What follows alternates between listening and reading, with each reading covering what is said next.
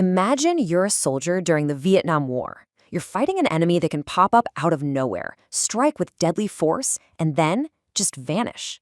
Like they were never there. The jungle just seems to swallow them whole. So what was going on? Was it magic? Nope. The secret was something way more ingenious, and honestly, a lot more terrifying. All right, take a look at this. What do you see? I mean, really look. It's kind of nothing, right? Just a patch of dirt and leaves on the jungle floor. Looks completely normal. But what if I told you that this little spot is the key to one of the most incredible, mind-boggling feats of military engineering in history? And that leads to the big question, right? The one that plagued the most powerful military on the planet. How in the world did you hide an entire army, stage these massive attacks, and then just disappear without a trace? Well, the answer was to go down. Yep, down. Right beneath that perfectly normal-looking patch of ground is an entrance to a massive, hidden world.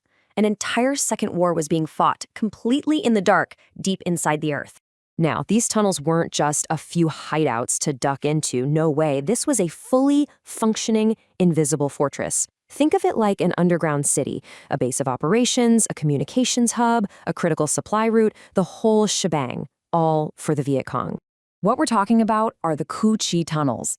This was this huge interconnected web that let Viet Cong soldiers control a massive area right on the doorstep of the South Vietnamese capital. And it was from this secret underground base that they planned and launched huge campaigns, including the pivotal 1968 Tet Offensive. But can you even imagine what it was actually like to live and fight down there? The reality was so grim, so awful, that the American soldiers who encountered it, they gave it a pretty chilling nickname. Black Echo. Just let that sink in for a minute. Black for the absolute darkness, the suffocating claustrophobia, and echo for that disorienting silence, only broken by the muffled sounds of war happening up on the surface. That was their world, day in and day out. And you know, the enemy wasn't just the soldiers above ground. Life in the tunnels was a constant battle against nature itself. We're talking ants, venomous centipedes, snakes, scorpions, spiders, rats, you name it. Plus, there was hardly any air, food, or clean water. And sometimes they'd have to stay down there for days on end during heavy bombing. And the sickness was just relentless. Get this quote from a captured Viet Cong report. It's staggering. Half the unit had malaria at any given time, and 100% had serious intestinal parasites. Malaria was actually the second biggest killer after combat wounds. Just try to imagine fighting a war when your entire unit is ravaged by disease. The fortitude required it's just unimaginable. This picture here gives you a sense of the claustrophobia, but here's the kicker. This tunnel has been widened and raised to fit modern tourists. The original tunnels were often so small that people literally had to crawl on their hands and knees just to get through. So you can imagine, for the US military, this was beyond frustrating. All their conventional tactics, all their overwhelming firepower, were basically useless against an enemy they couldn't even find. It created this constant nerve-shredding paranoia on the ground. The initial response was just brute force. During Operation Crimp, B-52s dropped 30-ton loads of explosives on the area. 30 tons. They turned the jungle into what was described as a pockmarked moonscape. But incredibly, the tunnels, deep underground, mostly survived the onslaught. So American troops tried other things. They tried to flush them out with gas or hot tar, or just toss in grenades and seal the entrance. But the Viet Cong had designed these ingenious defenses. They had complex, multi-level layouts, hidden trapdoors, even special air filtration systems to counter the gas. It turned into this deadly game of cat and mouse. So the US military realized brute force wasn't going to work.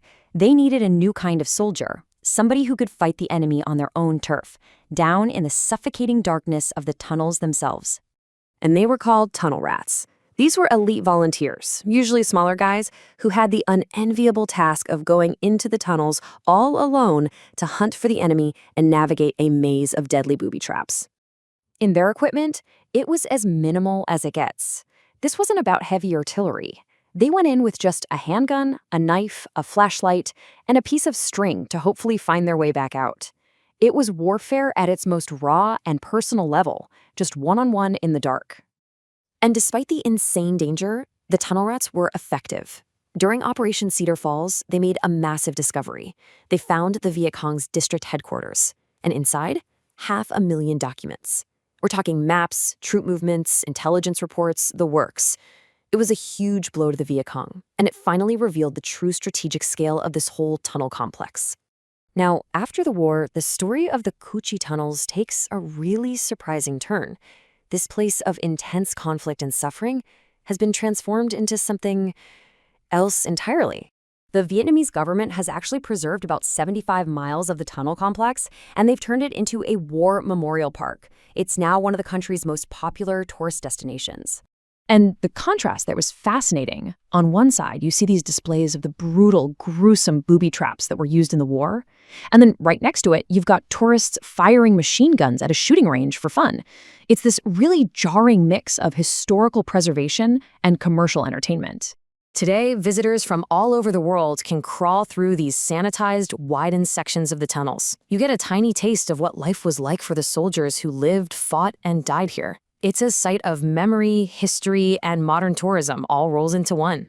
And this brings us to a final, really crucial question.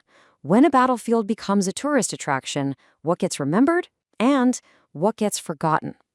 It forces us to think about the complex ways we engage with our own history and how the echoes of war are heard or maybe silenced for generations to come.